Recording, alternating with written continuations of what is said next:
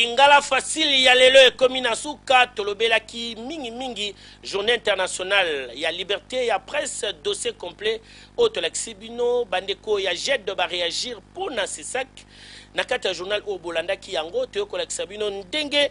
Jesse Matador, artiste, musicien, diaspora, ayaki ko visiter Lingala facile, ba dossier nyoswana. Bolanda ki on a kati ya journal Oyo, édition ezalaki ya Jojo Lukoji, Ox, secondé par Jerry Golimaliwanga, papa na David Oyope a filmé Kibiso, Rodi Manzongani, les cerveaux penseurs, Elongo na Tansiata, Pegelor Izamaboko, bazo ki so ya komonte belema Oyo, bosepele kinango, mokole ya lilo, tokutani lobby na carte dans journal Oyo, merci na ba partenaire na biso nyonso ba chaîne partenaire sika Oyo, Lingala facile tozali koleka, mosala ezali ko continuer, bouti kolanda reportage Oyo l'exibino que Lingala facile 82% ya part à marché Coco Sate, ezali makambo solo na potope bazali kolanda biso à travers site internet na biso www.lingalafacile.com soko tietembe ndeko kota kuna yo moko okopesa biso sango tosukisi na lisese oyo pona koloba po